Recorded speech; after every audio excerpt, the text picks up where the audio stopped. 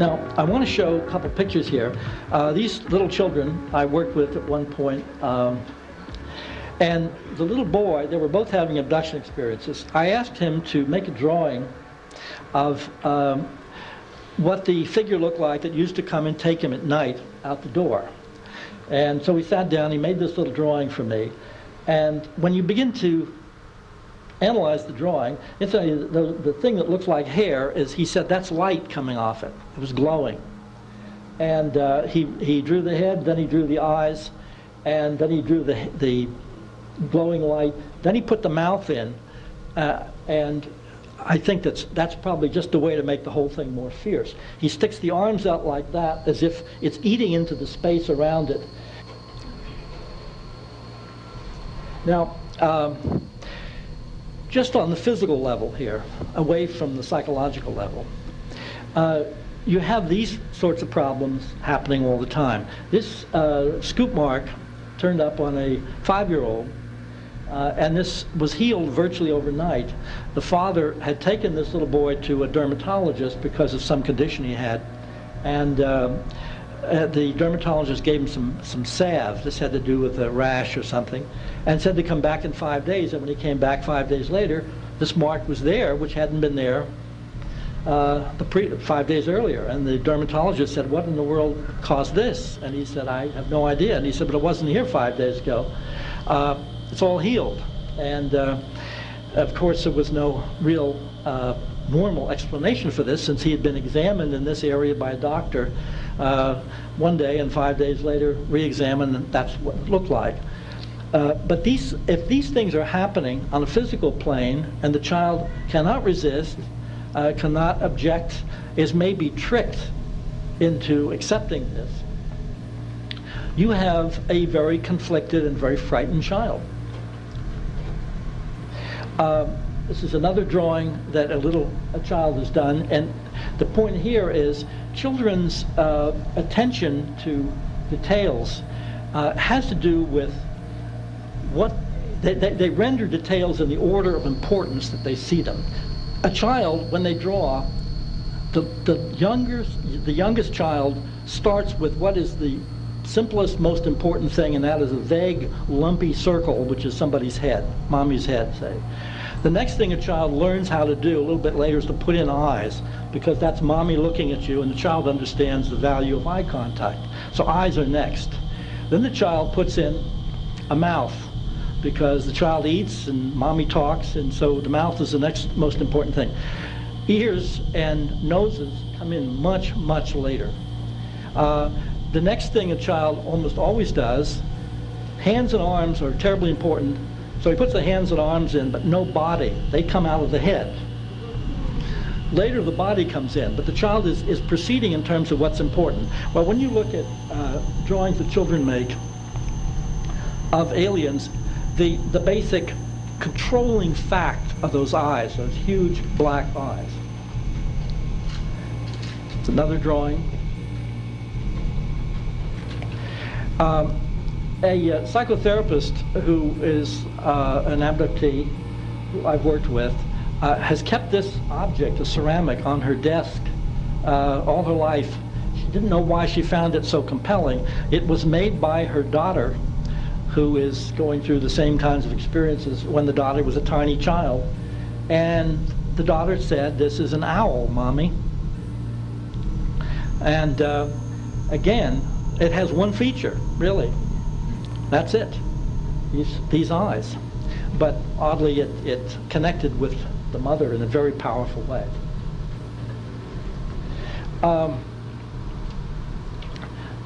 One little boy made this drawing, which I find very touching. He remembered being taken into a ship, and he saw a little boy who he knew in the neighborhood on this table. And notice the table is a solid block, as it's often described in abduction cases. And the alien figure, you see, has one huge eye, because the child was trying to do a profile. So he puts a big frontal eye in a profile head, which is something the Egyptians never got out of. But what's happening is the doctor, alien type, is putting some kind of a needle into this corner of this child's eye. And this little boy witnessed this and was terrified for months after about his own eye, as if something was going to happen to him. But the drawings are, I think, wonderful illustrations of what children think about when they have these experiences. It isn't very pleasant. Incidentally, one woman that I have worked with sort of woke up as a tiny child, and she was banging her head against the wall, and she had actually damaged her teeth and her nose, skinned her nose, and was forcing herself against the wall when her mother heard this racket and ran in. She was maybe 3. And her mother said, "What are you doing?" And she said, "I'm trying to go through the wall." And she said, "But children, you can't go through a wall." She said, "Oh yes, I go through the wall." And at this point, she couldn't go through at that particular time. She wasn't given the magic Shazam, or whatever the word is you have to have before you go through the wall. This is a drawing by Linda Napolitano's son, John. He was, I think, about 7 when he drew this. And it's a drawing I particularly love. He had remembered an abduction. This is all conscious stuff. He's taken in. He made this drawing for me afterwards. And that is, he points out, that's him in the middle. And the reason there are curving lines around his head and his mouth looks strange, he said, "My teeth were chattering and I was shaking because I was so scared." And very interestingly, there is a figure, an alien figure, sitting at the right at some kind of a console. And John said, "You know, he never even looked at me. He didn't turn around and look." Which is kind of an interesting, when a child says that, you know he's telling the truth. Simply because a child, if he's making it up and he's that little, he's going to be the center of attention. He was hurt that there was not even a look. And the man I was telling you about at the beginning, who videotaped his own, the machine that he was abducted into, described that when he was taken into the craft, he said figures were moving around in this room doing one thing or another, and he said none of them turned around to look at me. As if the whole thing was a kind of mechanical, as if he was, he later said that the wonderful image, he said, you know, what it looked like, the way they were moving around so purposefully and not relating to me and not actually treating me as if I'm not, they were treating me as if I'm not even there. He said, it was as if, he said, I went once into a big Italian restaurant, and they had a great big window into the kitchen, and you could see everybody moving around in the kitchen and shifting things and picking up plates and staying out of each other's way, and there was no communication. He said, that's what this looked like in this craft, a wonderful image. On the left side is, of course, an alien standing there, and I've pointed this out before. I think this is a wonderful drawing. The accuracy of children's thinking. He gives himself a nose, but you see the aliens are not given noses. He gives himself a mouth and teeth and a tongue. They have just a slit. He makes their face somewhat gray by putting in dots all over it. He gives himself hair. They're not given hair. But the most interesting thing is he draws their hands, his hands, the way children often do, is a series of little loops like a flower. At least my daughter did that, and lots of children do at some point. But he said their fingers were long and thin and pointed, and they only had 4. And he said, you know, they talk to you with their eyes. But at any rate, this child was extremely terrified, and the next day when he remembered all of this and told his mother, before he even got into this, he looked at her and he said, why don't you love me anymore? And she said, but I do love you. And he said, no, you don't, because while they were taking me, you were just standing there and you weren't doing anything. You weren't doing anything to help me.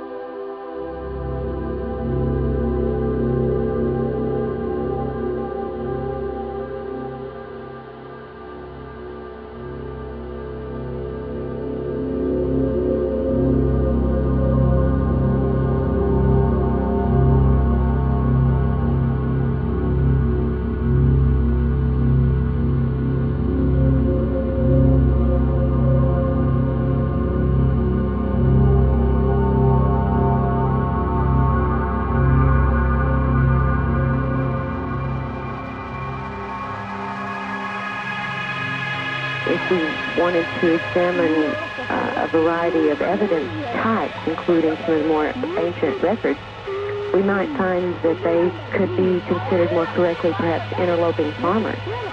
Interloping farmers?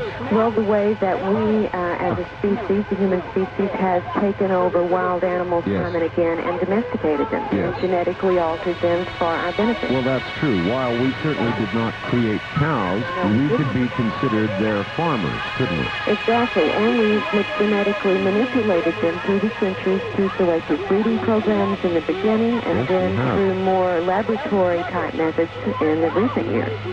All right, we use cows for food. Right. While you don't rule that out with regard to how the aliens may be using us, what is your best guess, based on your research, as to what they're doing with us? Well, they're doing a variety of things with us, and this is what makes it hard, Art. We know they're taking certain kinds of substances from us. They take sperm, they take ova, they may well be taking fetuses if we can trust the perceptions of the people who've reported this. They take body fluids, they add fluids to our system. They take flesh samples, hair samples. They take energy. In fact, one of the more common things that I began to run into when I was making connections with many other cases of abduction reports was a phenomenon that some people call being vacuumed, where you're in a totally normal physical energy state, and then as if a switch were thrown and a vacuum sucks all your energy out, you totally are without any energy. It's more than exhaustion. When it's happened to me, I couldn't even move my lips to talk. And it took 15, 20 minutes of recovery time to regain energy. So they certainly are taking energy in some way. All right, I've talked to a lot of people who call up who think they have been abducted or tampered with in some way, and they have awakened in the middle of the night to a paralyzed state. Is that a common report? Sure. It's a common report. They either wake paralyzed or become that way soon after perceiving entities or a light in the room. Yes.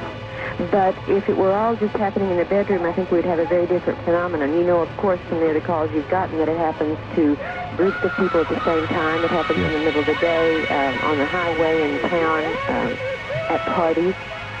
So we're not dealing with something that's easily explainable as a night phenomenon, but that does seem to be a very, very common occurrence. And again, your view is what? That there's a genetic reason, perhaps, for all of this experimentation?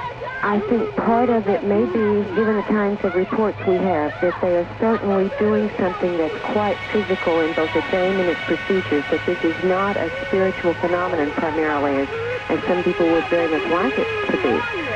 The purpose of a spiritual phenomenon is not being served by a number of procedures that are reported over and over again in the abduction scenario. These are very physical concerns, brain operations, blood alterations, implants, for instance, which would really have nothing to do with a spiritual phenomena. That's true. What is the state of the research into these implants? I know that we have actually some physical samples of implants. What is the best available evidence? Do you know? Oh, very little, to tell you the truth. The best available evidence I've heard recently has concerned reports of analysis into a number of potential or alleged implant objects, but so far nothing has turned up that is easily explained. Some are completely terrestrial materials, but that still doesn't explain who made them or for what purpose. Others appear to be just anomalous in the sense that they can say what it isn't, but they can't really say what it is, nor, in fact, that it's extraterrestrial in origin. All right, is it necessarily extraterrestrial in origin? And I go back to my visit last week with Dr. Mack from Harvard. He said that, look, a lot of these implants that have been analyzed have turned out to be very terrestrial in terms of the materials in them. Exactly. Dr. Mack is not blind to the possibility that these creatures, whatever they are, may come from either another time or another dimension, but in fact from this Earth, on some plane, from this very Earth. And if that would be true, it would explain the materials being common to this Earth. Certainly, if they had been interacting with our species for a long, long time, they would know very well the materials on this plane, or this Earth. Sure, they would. Wherever they come from, if they came from another planet, if they came from another dimension, if they came from a dimension parallel to ours on this planet, those are all possibilities because we don't have any answers, and they certainly behave as if they dimensional hop, in a sense, or manipulate dimension. They manipulate time, there's no doubt about that, and their physical activities as we've observed them show they manipulate spatially.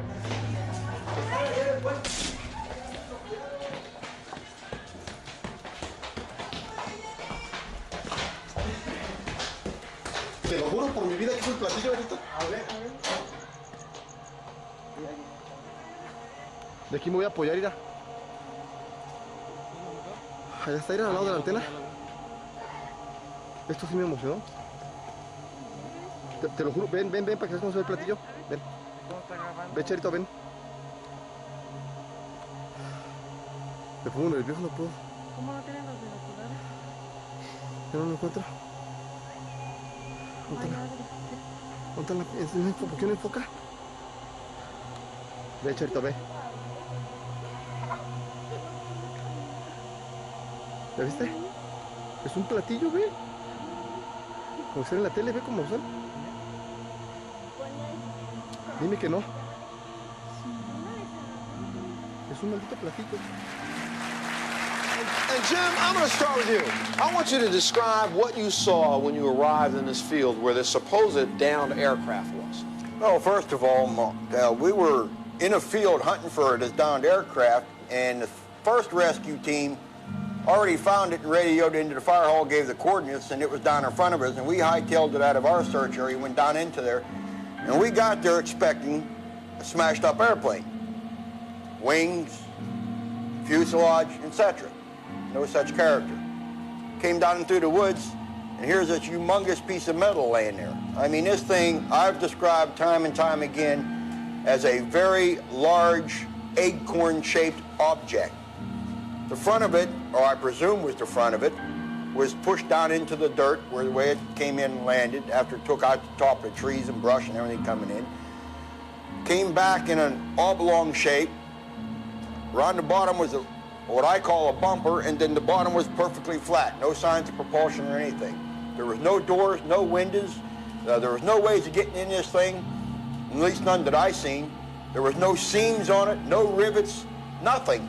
The only thing I seen was this bumper around it, and it had these real strange markings on it, which I've often referred to as similar to the ancient Egyptian hieroglyphics. So, as a volunteer fireman, we did what we were supposed to do. Find the crash site, do a preliminary investigation for survivors or treat anybody with it, which we didn't because there was none that we could see. There was no way of getting in this object. The first team had already radioed in its position. We're there 10, 15 minutes all talking around, doing a preliminary search, wondering what we discovered. Two gentlemen come down through the woods, trench coats on, ramrod stiff, crew cut. All right, this is a restricted area. You're now ordered to get out of it. Now, wait a minute, I'm a civilian. You ain't gonna order me nothing. But as a fireman, I'm being relieved from what I'm doing. So I got out of there. We're going out through the woods. We didn't go no more than 15, 20 feet. And I know from me to you, here come the military. Full uniforms, equipment, marching right down through the woods with flashlights. This is December. It's late in the evening, it's cold, it's wet. How far away were you from a military base? Well, the closest base that I knew of was Pittsburgh, which was approximately 45 miles to the west. So within 15 minutes of your arrival at the site, the military was there? You got it. Okay, all right. Now, what did they say to you after this happened? I mean, I know there were several members of the report I saw on Unsolved Mysteries. Several members of the community were there, people, right? Other people, part of the community, were there and present, and were all told to leave. There was no press or media at the immediate crash site. What I didn't know up on top of the hill, because I'd come in through the side, the military had taken over a farmhouse. I mean, from what I understand, military brass.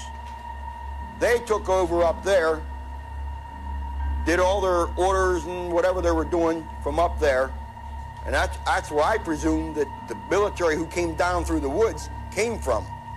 Because when we went out, we had to walk back to the fire hall, which was approximately the way we had to go, I'd say a good mile. But by the time we got back to the fire hall, it was wall-to-wall military. I mean, there was trucks and jeeps and cars.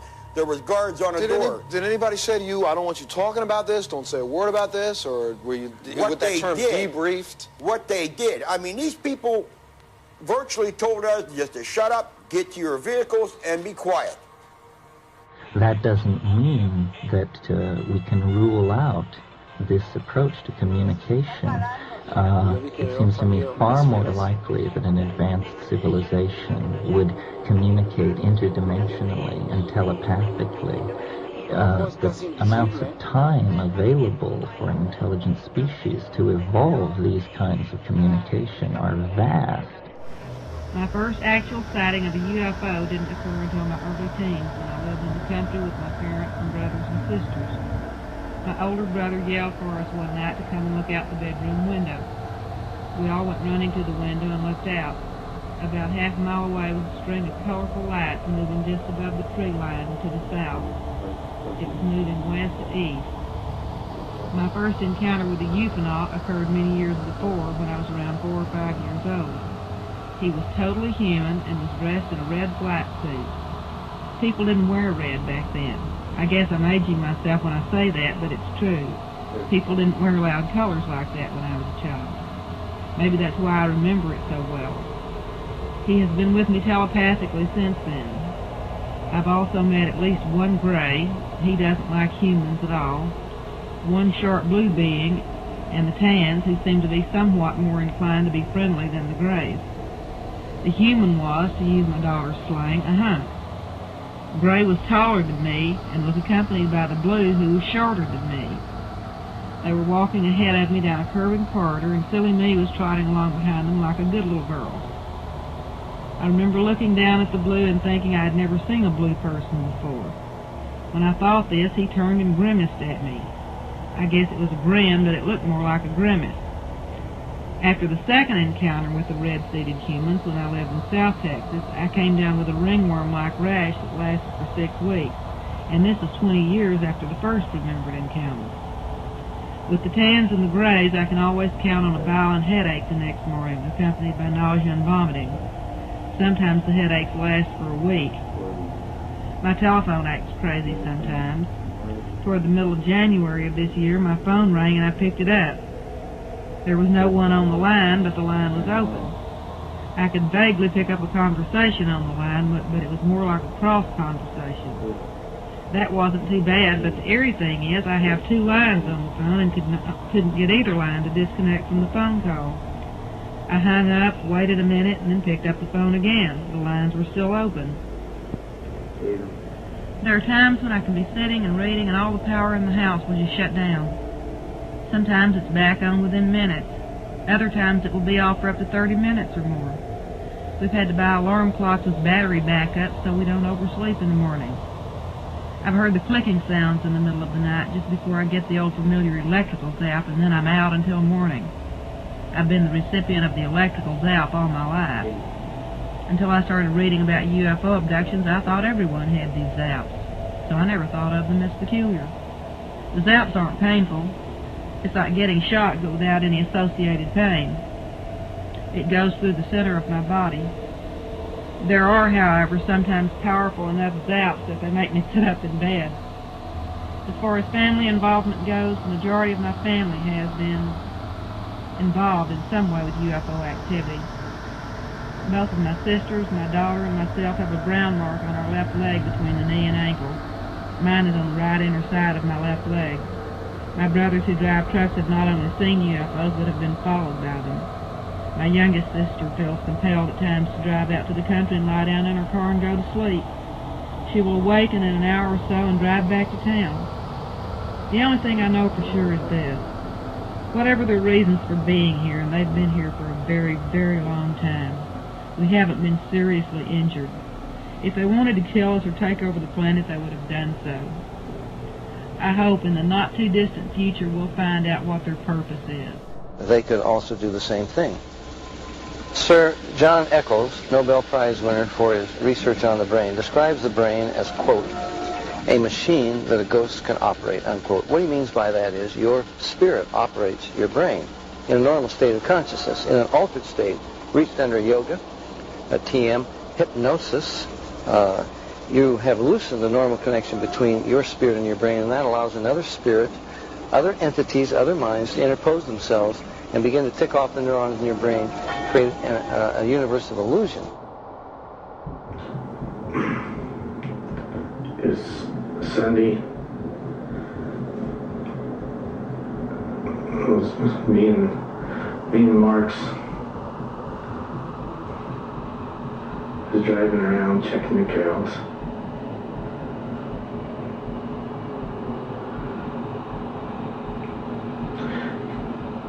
Come upon a cow that was dead. They cut the nose off, tongue was out, and the sex organs were gone. Well, I said, one brother said it must have been from a sex cult from the university out here messing around. I says, probably was. I said, we'll catch him yet. Okay, Pat, you're doing fine. I'd like to have you now turn your attention to the evening that you and Mark were looking at that craft. You were looking through the scope. I says, Mark, I said, let's get the hell out of here. I said, that star's coming. I says, either that or my eyes are bad. He says, it's coming. Change from a pure white to an orange. I said, Mark, son of a, it picking up a cow. I said, yeah. Hear that cow? Hell, she's bawling. And it seems to be hovering there over the ridge. Right, hovering, picking up the cow. Can you see the cow? No. But you can hear the cow? Right, cow. It was terrible. Terrible. Bawling? It was terrible. Worse than I ever heard a cow. Mm-hmm. I've heard a few. Mm-hmm. Okay, then. And all of a sudden, like they threw a valve or a switch. Everything stopped. The craft is still there. The cows wasn't no ball. No sound from the cow. No, it's like they should throw a switch. And weird. Back of my neck, hair on the back of my neck was straight up. At the next day, you said you drove over there? Right. Mm-hmm. What do you find when you drive over? Well, we didn't go over there till 10 o'clock in the morning. Mm-hmm. We waited till it was damn good daylight. Mm-hmm. Well, we weren't taking a chance. Mm-hmm. We went and looked all over, along the side of the hill. All we found was another cow in 2 miles, just a lone calf, bawling for its mom. I said that they took her. We never found her. Miguel Angel Torres recorded this segment over the central portion of Mexico City. The enhancement shows a metallic craft emanating bursts of color, a corona effect we have not seen before.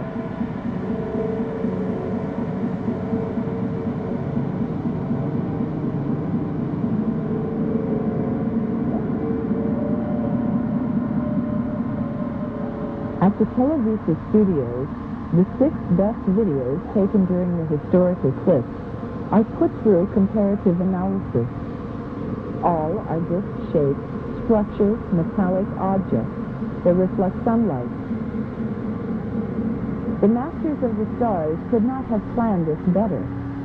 At a time when all eyes were cast to the sky, 17 different people in different quadrants of the city videotaped an object hovering below the great eclipse of July 11, 1991.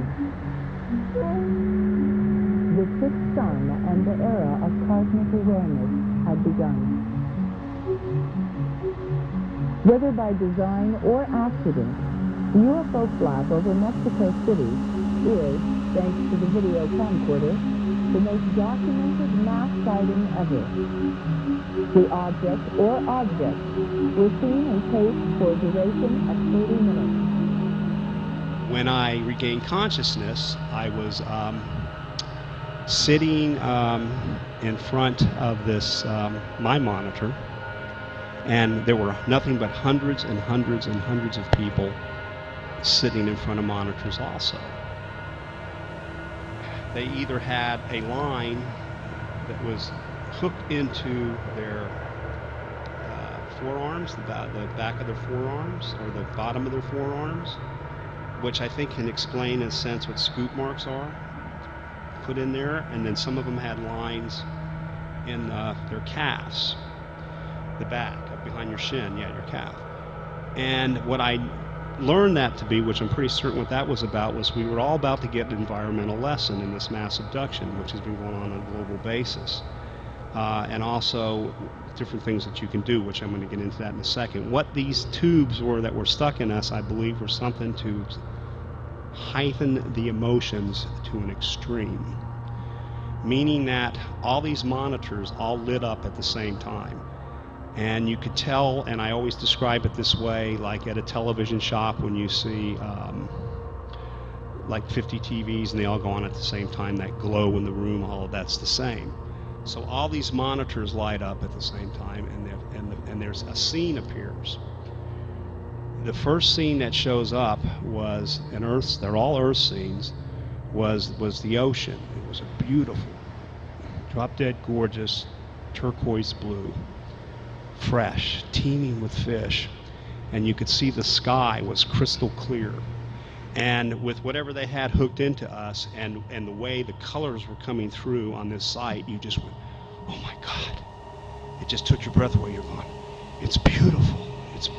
It's beautiful. It just overwhelmed you with the pristine beauty of the planet. And you knew when you were watching that, and all of us were watching that this was a time period before we kind of messed things up environmentally. And then there was a hum, like, and then 3 seconds would go by, then you'd hear the hum again, and then another scene would appear, and that scene was like a mountain scene, and it had snow on top of the mountains, and beautiful, healthy trees, and again the sky was crystal clear, and you're just going, God, it's so gorgeous, it's gorgeous. You just got into it. And then it was one beautiful Earth scene after the other, after the other, after the other, and then they slowly started getting ugly, where the beautiful ocean was a mousy, nasty brown. The fish were bloated and floating in the water. The air was, or the sky was a nasty color, and you were just going, oh God, no, I don't want to see that. And each scene got uglier and uglier. And then the telepathic voice in everybody's head, all at the same time as these scenes were getting uglier, were, you're killing your planet. Your planet is dying. You're killing your planet. Your planet is dying. So they let us see all this wondrous beauty of what it was like, and then did a reverse emotional thing with whatever was hooked up us, and you're just like, oh my God, I can't take this. And I didn't want to take it, so I saw on the bottom left-hand side of my monitor symbols that were part of a filing system for these scenes. So I didn't want to look at that, so I kept looking at those to see if I can decipher it. And then the sound no came into my head, and on my screen was an N and an O. It wasn't even the alien symbolic form of no. No. And then I kept looking at it, no, and it kept appearing, and I blacked out.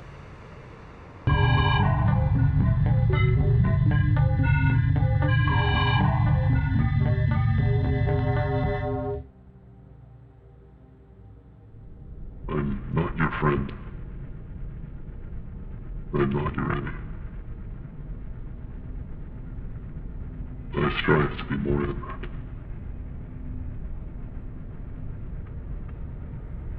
Whatever you think of me, I am. We all have our own universe. It is because none of this is without us. We all been given a set of eyes to look through, to configure what we conveniently call reality. And it's so malleable. It's so composed.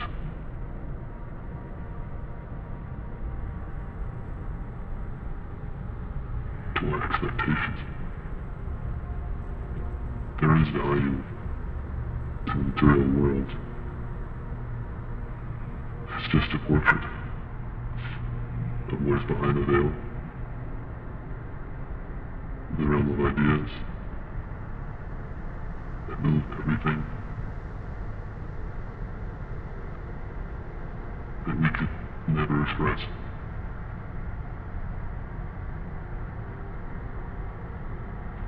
The shocking truth is that to be is to be here. Everything is relative to us. And in a way we do control our fate. It is both our master and our servant. There is no escaping what we choose to create. And what we create chooses us. There are no lies.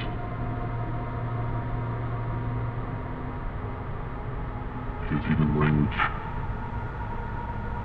is held. They only possess a truth.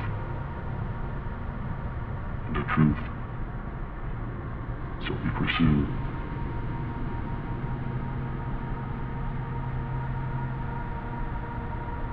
Is what draws us